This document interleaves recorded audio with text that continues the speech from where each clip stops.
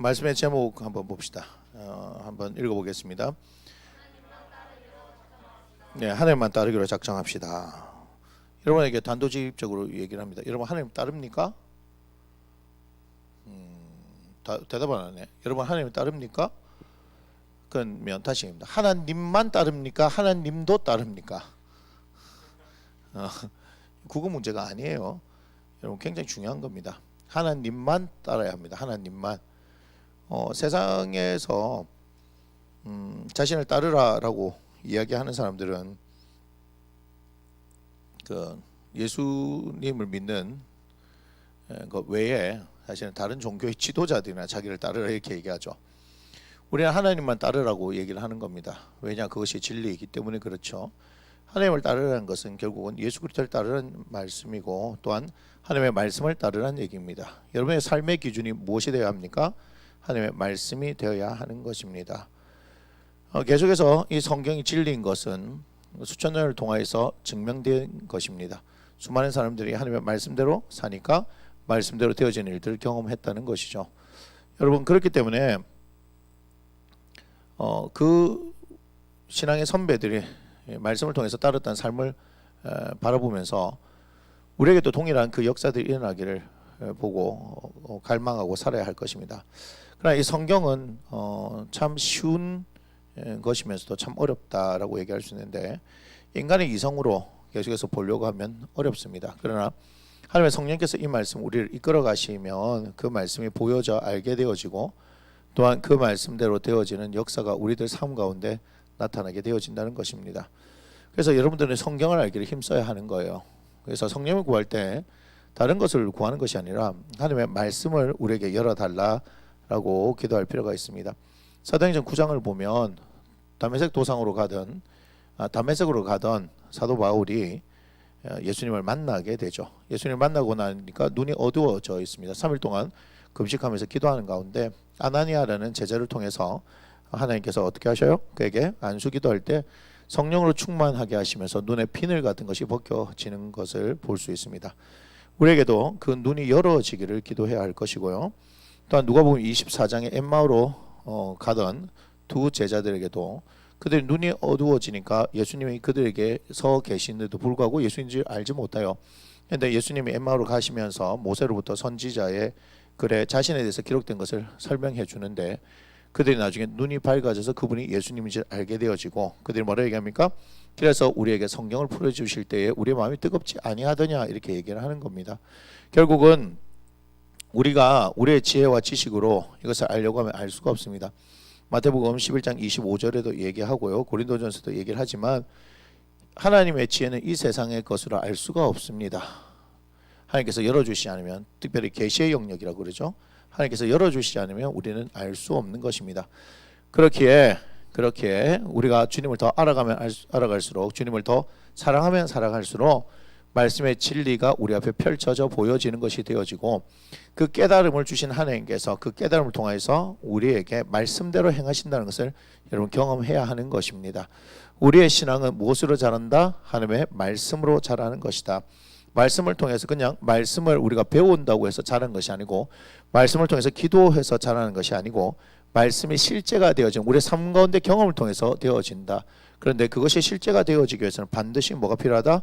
고난이 필요하다. 그래서 고난 당하는 것이 우리에게 유익이 되어진다. 이를 통해서 주의 율례를 배우게 됐다고 시편 119편 71절에서 말씀하고 있는 거 아니겠습니까? 그래서 우리는 고난의 종교입니다. 고난이라고 생각했을 때 세상 사람들이 생각하는 그런 고난과 다른 우리를 성장시키기 위하신 하나님의 훈련의 방식이 그러하다라는 것을 우리가 알아야 하는 것입니다. 하나님께서는 우리에게 고난을 주십니다. 그러나 그 고난은 점점점 크기가 커져갈 것입니다. 그것을 통해서 우리의 영적인 크기도 커져갈 것이며, 그렇게 할 때 우리가 장성한 분량에 이르게 되어질 때는 하나님의 유업을 받는 사람이 되어질 거다라는 것을 여러분 아셔야 합니다.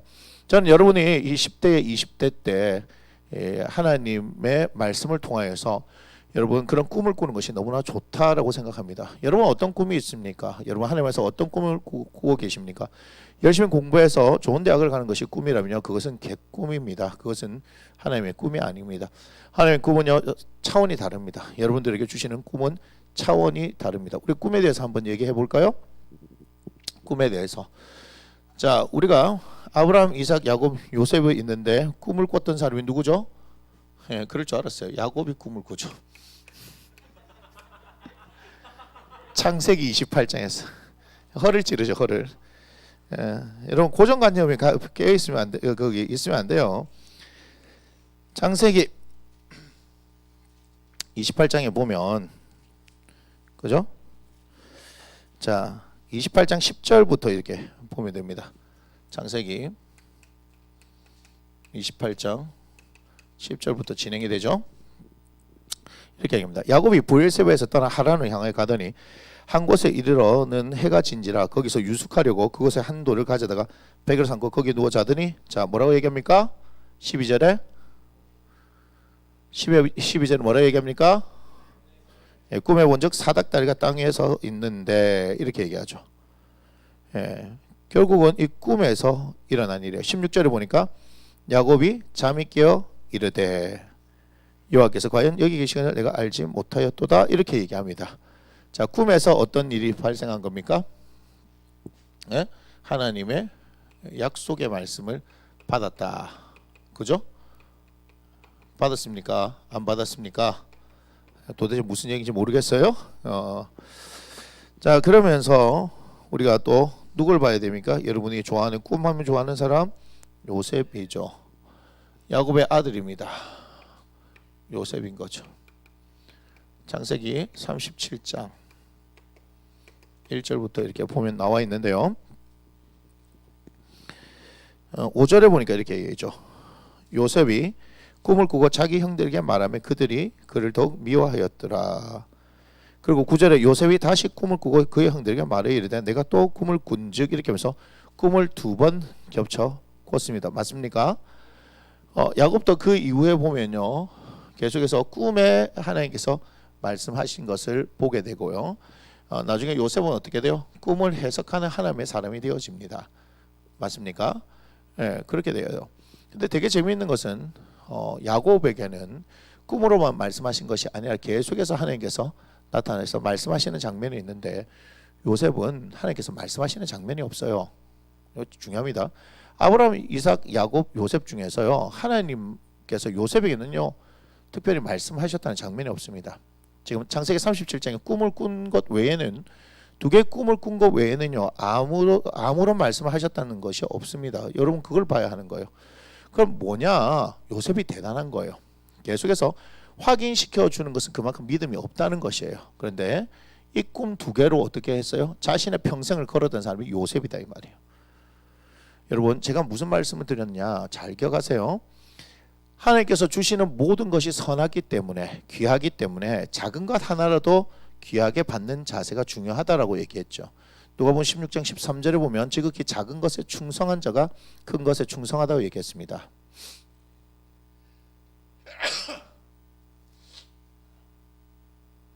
그래서 여러분 영적 원리예요. 그리고 우리의 삶의 원리이기도 하고요.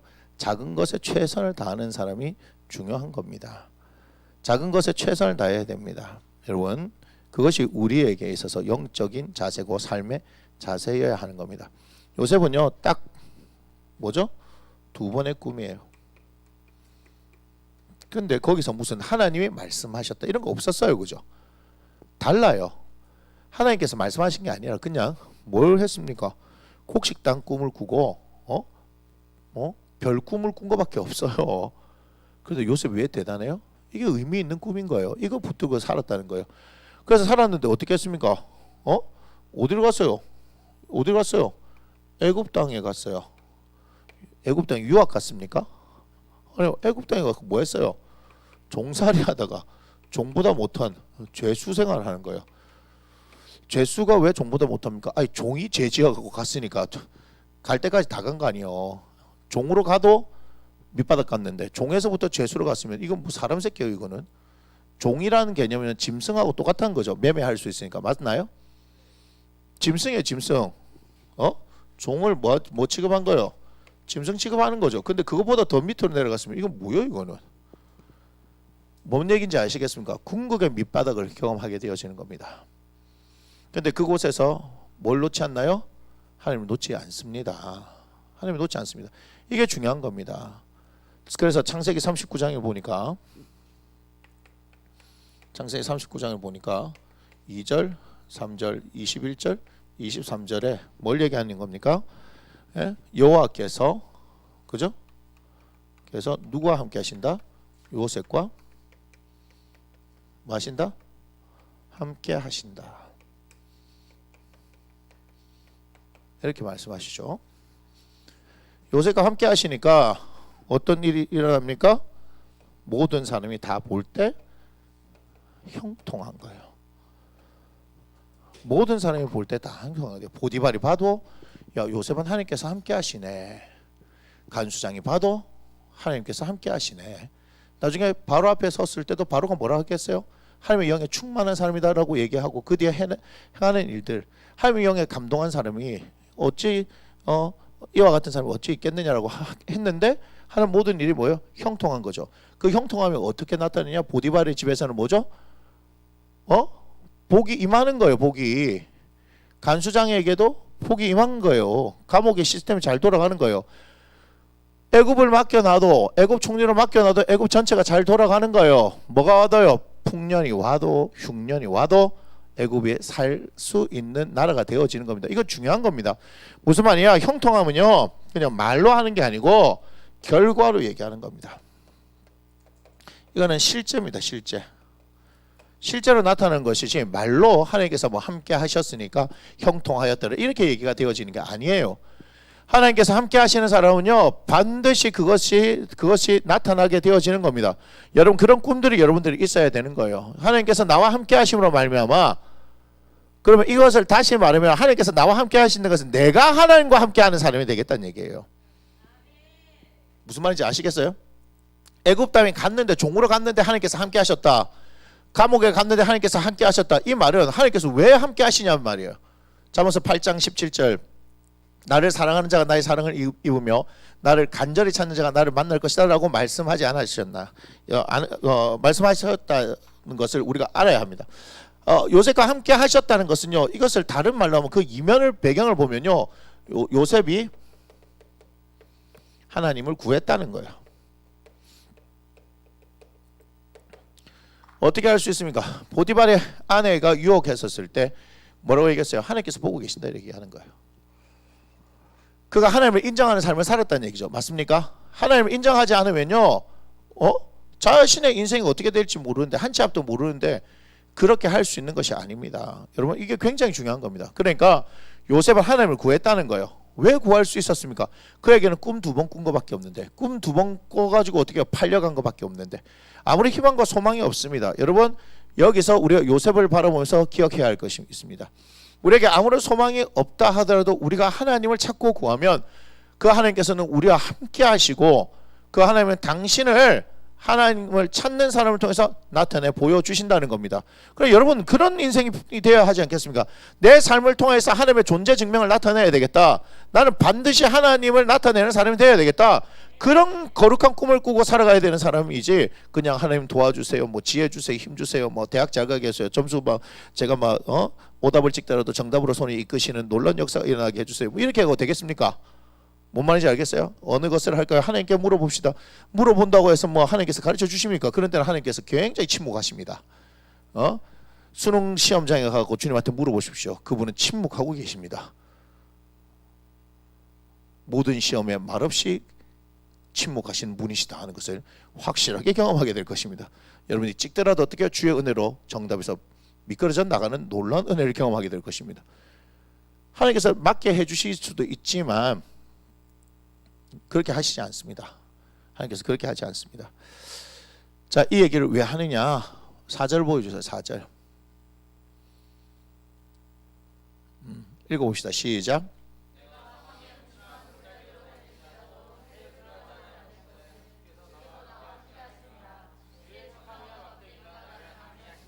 아멘.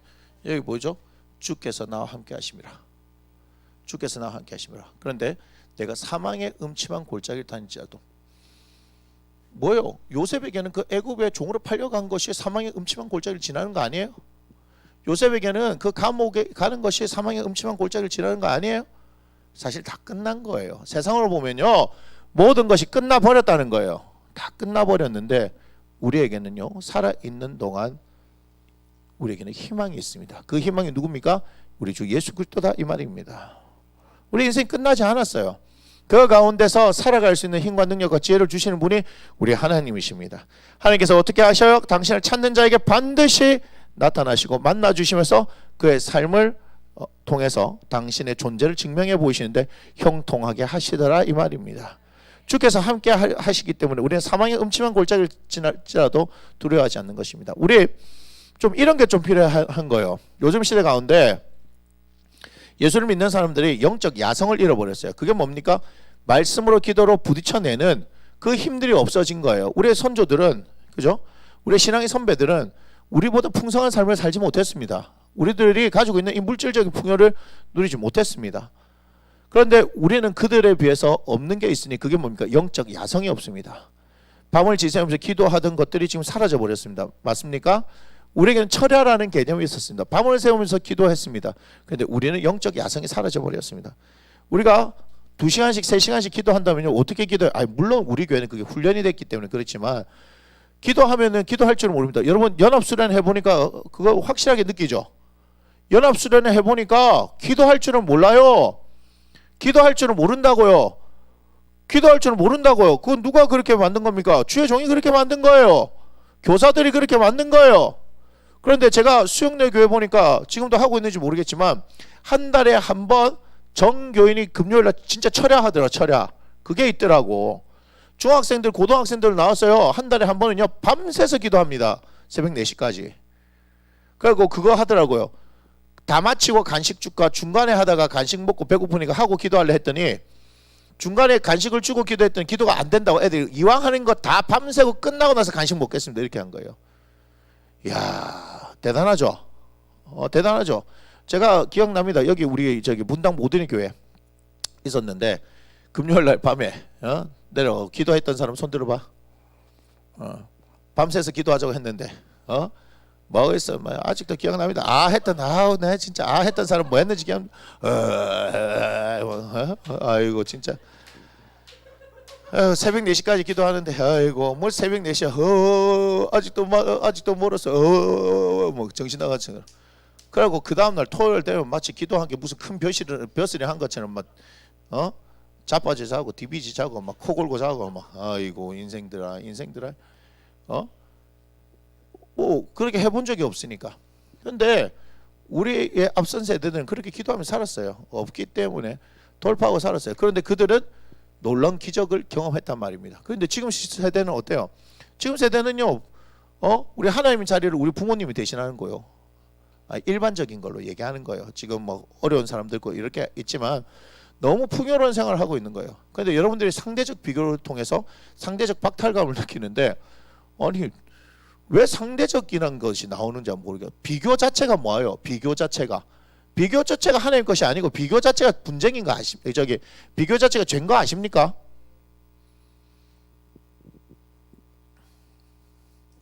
하나님께서 요셉과 함께 하시니까 사망의 음침한 골짜기를 다 견뎌낸 거예요. 주의 지팡이와 막대기가 아니하시잖아요. 지켜주신다고요. 여러분 하나님은 언제 잘 경험할 수 있겠습니까?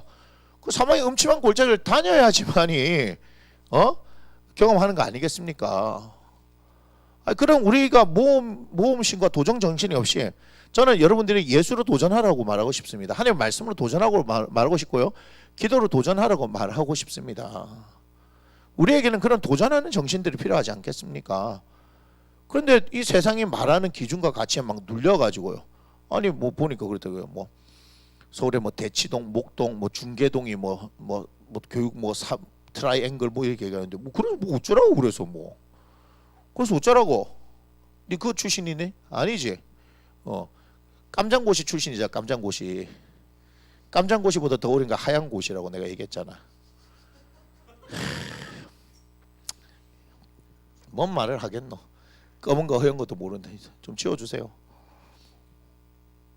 아니 네 일을 하라고 네 일을.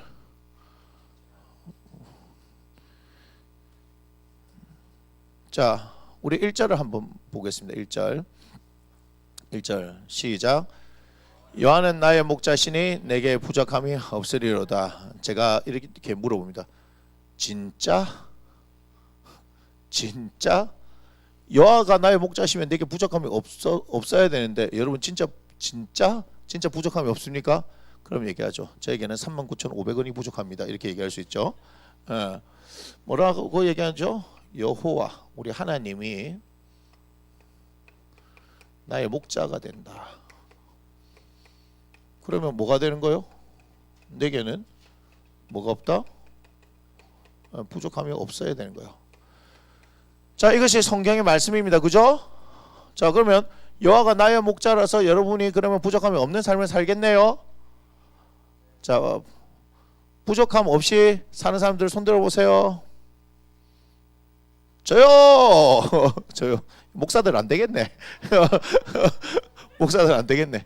이거를 뭐라냐 전문 용어로 양학이라고 합니다. 양민학살이죠, 그죠?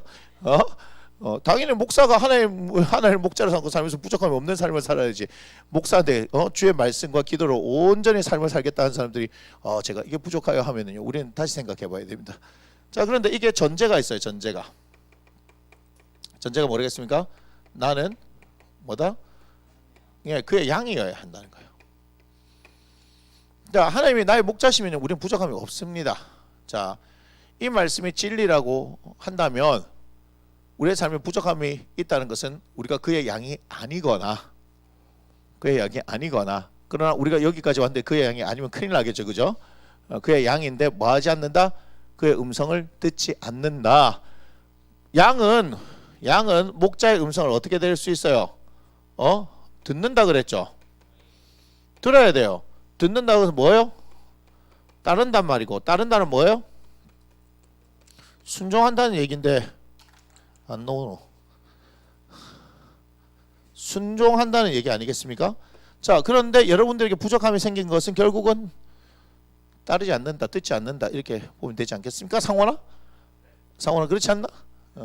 네? 맞지 하원아? 뭔지 알고는 네 했는지는 모르겠지만 우리가 결국 우리의 삶에 부족함이 생기는 이유는 결국은 하나님의 음성을 듣고 따르지 않고 순종하지 않기 때문에 생기는 결과다. 우리 하나님께서는요 부족함이 없게 하시는데요, 우리에게는 부족함이 없게 하시죠. 그 세 가지 거기가 뭡니까? 풀밭, 쉴만한 물가, 그 다음에요 내 영혼 소생시키죠. 제가 얘기했습니다. 시편 우리가 한글 성경으로는 두 구절로 구분해놨지만 영어 성경으로는 하나의 문장으로 그렇게 얘기를 해놨습니다. 이해가 되십니까? 분필 주세요. 분필. 자, 그래서 푸른 불밭 쉴만한 물가는 뭐죠? 맞아요. 의식주 유괴만족이에요. 유괴만족 맞습니까? 내 영혼을 손색시키는 것은 영의 만족입니다. 영의 만족. 육의 만족이 중요합니까? 영의 만족이 중요합니까? 절대적으로 영의 만족이 중요합니다. 제가 얘기를 했나요? 이렇게 되죠. 사람은 영과 육으로 되어 있습니다. 그런데 하나님이 뭐죠? 영이시죠. 하나님이 육입니까? 근데 하나님이 영이신데 그 하나님이 작정하고 육을 입고 오셨어요. 그분이 누구예요? 예수님 아니겠습니까? 그러니까 하나님을 본 사람이 없을 때 그 하나님이 독생하신 하나님이 우리에게 나타나신 바 된 것이 예수님이다 라고 얘기를 하는 거죠. 아무튼 우리는요 하나님으로부터 영으로 공급받아서 영적인 존재입니다. 또한 흙으로 만들었기 때문에 육적인 존재이기도 합니다. 그러면 본질은 뭐예요? 제가 본질이 예수 그리스도라 얘기하는 것이 하나님이 영이시기 때문에 영이 본질이라 얘기하는 거죠. 그죠? 그 없던 것이 뭐예요? 빛이 있으라 하면 빛이 있게 되어지는 것 맞습니까? 말씀이요, 그 하나님의 말씀의 본질 아니겠습니까? 그렇게 말씀하시니까 실제적으로 나타나는 거예요. 자, 그러면 우리는 어때요? 이 영적인 충만함을 구하면서 살아야 되지 않겠습니까? 그래서 시편 23편은 제가 뭐라고 얘기하냐면 나와 하나님과의 관계 점검이라고 제가 얘기를 하는 겁니다. 시편 23편은 나와 하나님과의 관계 점검이에요. 어떤 것에 대한 영적인 소통이 있느냐 없느냐예요. 하나님과 나 사이에 있어서 이 소통이 이루어져야 되는데 이루어지지 못하게 만드는 것이 뭐다? 죄다. 죄가 들어오니까 하나님께서 에덴 동산에서 어떻게 거니시면서 아담아 네가 어디 있냐 했을 때 피해버리는 거죠. 벌써 뭐가 들어왔다? 죄가 들어오면서 영적인 단절이 일어나 버렸다. 예, 그러면서 철저히 어떻게 해요? 그들은 육으로 살 수밖에 없는 존재가 되어 버렸다는 거예요. 에덴 동산에 있으면 그들이 땀을 흘리지도 않아도 되고, 그죠? 출산의 고통을 겪지 않아도 되고. 그런데 에덴 동산에 쫓겨남으로 말미암아서, 그죠? 땀을 흘려야 되고 출산의 고통을 겪게 되어지는 그런 일이 일어난 겁니다. 그러나 이 죄의 문제에 대한 것들을 회복하기 위해서 누굴 보내셨어요? 예수님을 보내셨다는 거예요. 그러니까 십자가에서 일어난 일이 결국은 하나님과 우리 사이의 관계를 회복시키는 것. 에베소서 2장 14절 이후에 보면 막힌 담을 허셨다. 자기 육체로 허셨다. 원수된 것을 십자가로 소멸하셨다라고 말씀하지 않습니까? 그러니까 우리에게는요, 이 영적 교제가 활발하게 일어나야 되는 거예요. 맞나요? 그런데 사람들이 죄가 들어오면은 하나님과 영적인 교제가 전혀 이루어지지 않습니다. 그러니까 지금 예수를 믿지 않는 사람들에게 하나님에 대해서 얘기하고 뭐 어쩌고 얘기해도 그들에게 이 말씀이 들립니까? 들리지 않습니까? 들리지 않습니다. 왜 그래요? 그들의 영이 단절되어 버렸기 때문입니다. 그런데 전적인 하나님의 은혜로 말미암아서 어떻게 해요? 그들에게 기회가 주어질 때 그들에게 복음의 역사가 일어나는 겁니다. 그런데 그들의 복음의 역사가 일어나기 위해서는요, 웬만해서 일어나지 않습니다. 사람들이 굉장히 완악하기 때문이죠. 그래서 그들을 처참하게 무너뜨리시는 겁니다. 그것이 사건과 사고가 되어졌던, 질병의 문제가 되어졌던, 재정의 문제가 됐던, 자녀가 문제가 됐던, 부부의 문제가 됐던, 어떤 것이 되어졌든 간에 그 문제를 통해서 어떻게 돼요? 자기가 자기 힘으로 살 수 없고 절망하게 되어질 때, 세상의 말을 쓰는 자포자기의 심정이 되어질 때, 그때 무엇을 찾게 되어집니까? 나의 우상이 무너지고 뭔가 나의 삶을 이끌어가실 누군가를 찾게 되어지는 그 일이 일어날 때 복음의 역사가 일어나는 겁니다. 그럼에도 불구하고 끊임없이 자기의 고집으로 사는 인생은 결국 망하는 인생이 될 수밖에 없는 거예요.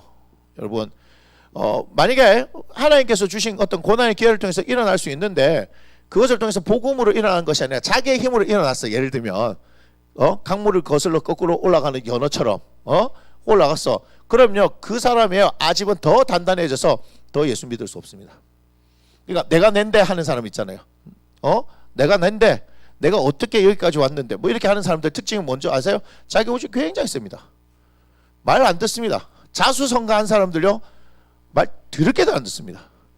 진짜 특별한 하나님의 채찍질이 있어야지만이, 막 몽댕이질을 해서 다른 몽댕이를 부러뜨려야지만이. 그래도 안 듣는 사람은 안 들어요. 끝까지 기회를 줘도 안 듣는 사람은 안 듣습니다. 아무튼 나와 하나님과의 관계의 점검이 일어나야 합니다. 자, 그래서 뭡니까? 푸른 풀과 실만한 물가로, 또한 내 영혼을 소생시키는 영의 만족으로. 그래서 뭐요? 자기의 이름을 위하여 의의 길로 인도하신다. 그게 뭐죠? 우리에게 영원한 생명을 허락해 주신다. 이것이 하나님의 일이다. 자, 영육의 만족이 일어나는 것은 결국은 생명의 역사 아니겠습니까? 그죠? 우리가 뭐요? 한 3일만 굶어도 뭡니까? 될 거 아니에요, 그죠? 꼬라지가 엉망 아니겠습니까? 예전에 여기 금식한다고 하원이가 막 웃길래 저거 형이 일주일 금식한다니까 뭣도 모르고 금식 5일 하고 났더만 꼬라지 다들 엉망이더라고, 그죠? 왜 했는지 몰라.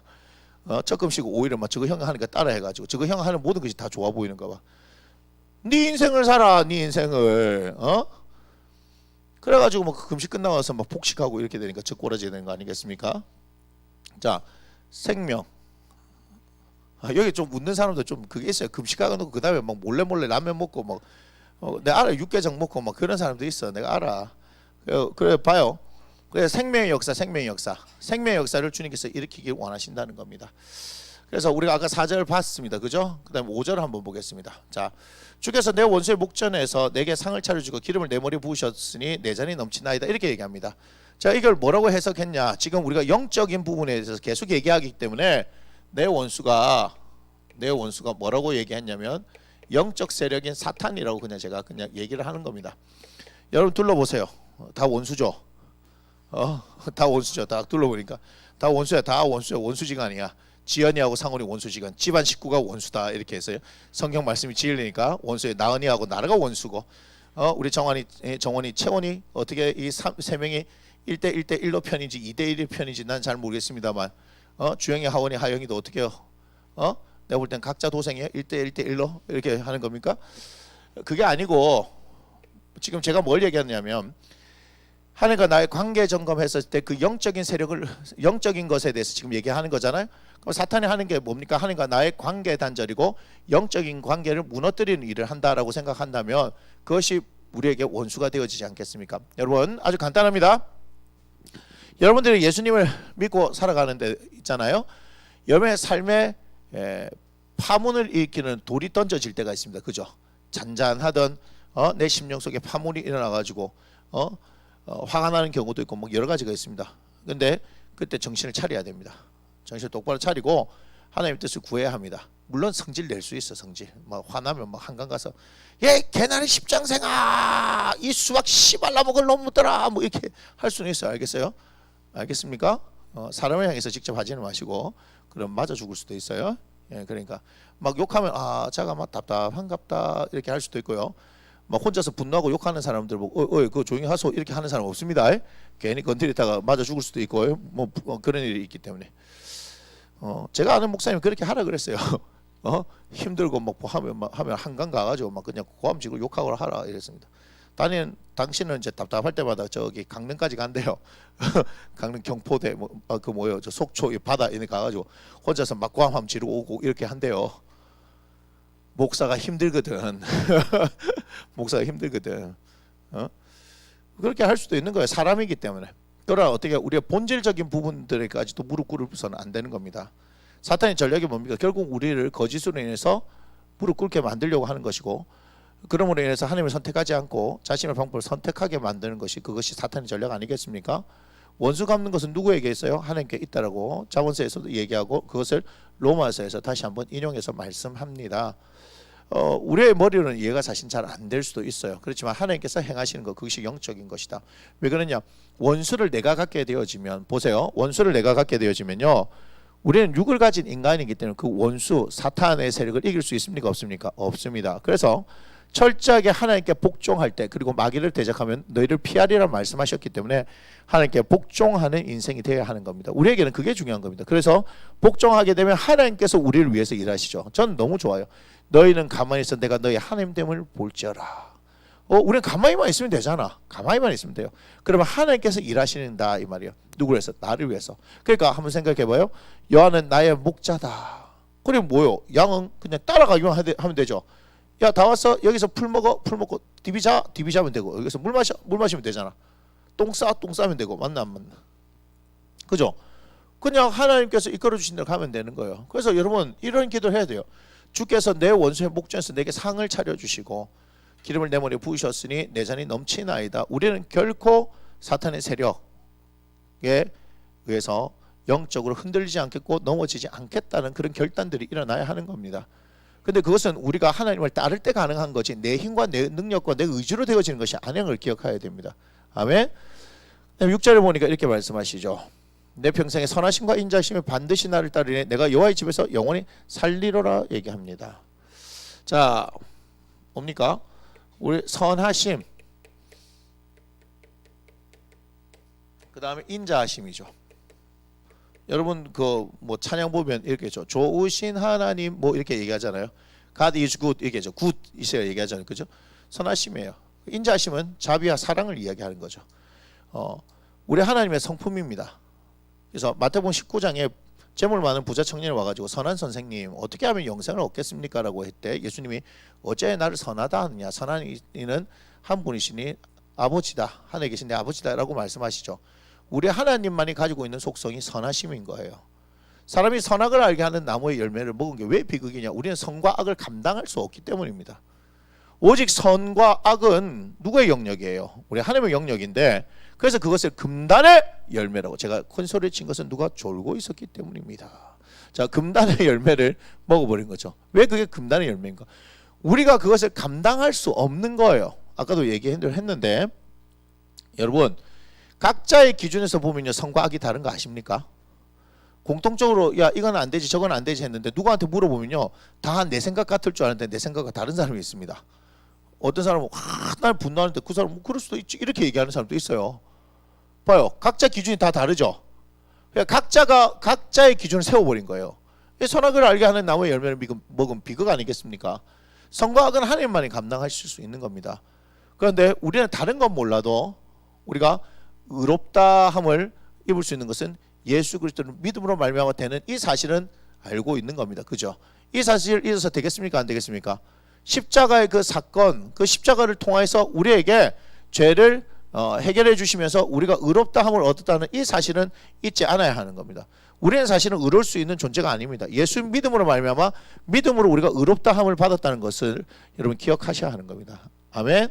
그래서 우리의 평생의 선하심과 인자하심이 반드시 따른다. 반드시 하나님의 사랑과 그 인자하심과 그 자비하심과 그 선하심이 어떻게 해요? 나와 함께 하시면 결국은 누가 보호하신다? 하나님께서 보호하신다는 거 아니겠습니까? 내가 여호와의 집에 영원히 산다라고 하는 것은 여호와의 집은 대개는 성전을 이야기할 수 있지만 여기서 여호와 하나님을 목자라고 얘기했으니 여기에 여호와의 집은 양들이 살 수 있는 양의 우리라고 하지 않겠습니까? 요한복음 10장에 봤을 때 예수님께서 뭐라고 말씀하시냐면 내가 양의 문이다 라고 얘기합니다. 그 문을 통해서 양이 들어가고 나오면서 꼴을 얻고 구원을 얻는다라고 말씀하시죠. 그렇게 되어질 때 그분이 우리의 선한 목자가 되어주시는 겁니다. 그 선한 목자는 양들을 위해서 기꺼이 목숨을 버리시는 분이라는 것을 우리가 배웠다. 맞습니까? 그래서 내가 여호와의 집에 영원히 산다는 것은 하나님의 선하심과 인자심이 나를 둘러 진치시고 나를 보호해 주실 것이기 때문에 우리의 삶에는 더 이상 부족함이 있을 수가 있다 없다? 없다는 거예요. 사실 하나님의 선하심과 인자하심이 반드시 나를 따른다. 내 평생에 하나님의 선하심과 인자하심이 반드시 나를 따른다 하는 말이 무슨 말이냐? 부족함이 없다는 얘기예요. 여호와가 나의 목자가 되니까 내가 부족함이 없다는 얘기가 선하심과 인자하심이 반드시 나를 따를 것이다 라는 그 말로 대체될 수 있다는 겁니다. 여호와의 집에 우리가 영원히 살게 되어지면 그것은 누가 책임져 주시는 거예요? 우리의 삶은 하나님께서 책임져 주신다는 것을 여러분 기억해야 하는 겁니다. 아멘. 여러분, 저는 여러분들에게 오늘 이런 도전을 합니다. 하나님께서 말씀하신 이 말씀의 진리라고 한다면 여호와는 나의 목자시니 내게 부족함이 없다라고 하는 이 말씀이 여러분들의 삶에 그대로 증명되어야 하지 않겠습니까? 여러분, 그것을 위해서 우리가 사는 것입니다. 하나님을 따르십시다. 하나님만 따르십시다. 그렇게 되어질 때 어떻게 하신다고요? 하나님께서 우리에게 풍성한 은혜를 내려주신다라고 말씀하지 않으십니까? 특히 이 코로나 상황 같은 경우에서는요, 더 증명해 보이기 쉽습니다. 어려우면 어려울수록 하나님이 하셨습니다 하는 일들이 나타날 수밖에 없지 않겠습니까? 제가 그런 얘기 했어요. 우리 참 재밌어요. 우리 교회가 차가 필요하다니까 뭐가 나타나요? 차가 나타나고, 교회가 필요합니다 하니까 교회가 나타나고, 집이 필요합니다 하니까 집이 나타나고, 그렇지 않습니까? 그러니까 이게 뭐예요? 우리 잘 아셔야 됩니다. 하나님께서는요, 당신을 나타내 보이기를 원하신다는 거예요. 그런데 우리가 어떤 게 필요합니까? 끝까지 하나님을 믿어드려야 되죠. 그런데 많은 사람들은 끝까지 하다가 나중에 포기해버려요. 포기해보면 결국은 우리가 주님의 손을 놨는 거 아니겠습니까? 주님의 손을 놓지 마세요. 그분을 붙드세요. 약속의 말씀들을 통해서 하나님께서 우리와 함께 하신다고 말하는데 우리는 그런 인내가 없어요. 그런 인내가. 우리 몰라요. 이 세상에서 잘한 거 없어도 다른 거 하나만 잘합시다. 하나님 따르는 거, 끝까지 하나님 믿어드리고 하나님 신뢰하는 거, 그냥 그걸로 살아내는 겁니다. 많은 예들이 제가 목사이기 때문에 목사님들 예를 들 수밖에 없는데, 목사님들 중에 보면요, 죄송하지만 세상 기준에 학벌이 짧으신 분들도 있고 예를 들면 체력적으로 약하신 분들도 있고 여러 가지 부족한 것들이 많으신 분들이 있어요. 근데 뭐예요? 하나님 아니면 안 돼 라고 해서 그걸 붙들면서 기적을 경험하신 분들이 많다 이 말입니다. 목회는요, 머리로 하는 게 아닙니다. 목회는요, 재능으로 하는 게 아닙니다. 목회는 온전히 어떻게 한다? 주님을 따르는 것, 주님 한 분만 따르는 것. 그래서 다른 데 기웃기웃하면 안 돼요. 우리가 세상에도 뭐라고 얘기하냐면요, 재주 많은 사람이요, 뭐예요? 부자가 안 돼요. 재주 많은 사람. 왜냐하면 재주가 많기 때문에 이것 좀 하면 돈이 될 것 같아 좀 하다가 끝까지 안 해요. 나는 저것도 할 줄 아니까 이렇게 하고요. 그런데 뭐예요? 나는 이거 아니면 안 돼라고 한 옹을 파는 사람이 성공하는 확률이 높습니다. 맞나요? 저 또한도 마찬가지입니다. 이 목회를 하는데 여러 가지 많은 어떤 것들을 기웃기웃 해가지고는요, 아무 일 일어나지 않습니다. 뭐하냐? 여러분 이거 아셔야 돼요. 기본이 튼튼한 놈이 챔피언이 되는 겁니다. 그럼 공부도 마찬가지예요. 뭘 하든지 간에 어떤 것들 간에 기본이 튼튼해 챔피언 됩니다. 근데 기본기 할 때가 제일 재미없죠. 기본이 제일 재미없습니다. 그런데요, 그 기본을 튼튼히 하면요, 그걸 바탕으로 해서 성장을 무한하게 합니다. 공부가 안 되는 이유가 뭔지 아십니까? 기본 개념이 잘 안 됐기 때문에 공부가 안 되는 겁니다. 그 튼튼하게 잘 되면요, 어떤 걸 쌓아 올려도 할 수 있습니다. 제가 우스갯소리를 그랬어요. 뭐 나은이하고 저기 상원이도 있지만 미연이가 그 뭐요 공대 문제, 수학 문제를 했는데 나는 법대 출신인데 무슨 내가 고등학교 수학만 가르치지 뭐 대학 수학을 왜 물어봐? 그런데도 어떻게 해요? 가만히 들여다보면서 가르쳐 주는 거잖아요. 그죠? 제가 똑똑해서 그런 게 아닙니다. 기본기가 튼튼하면 뭘까라고 짐작해서 미루어 짐작해서 생각할 수 있는 힘이 있기 때문에 그런 거예요. 이해가 되세요?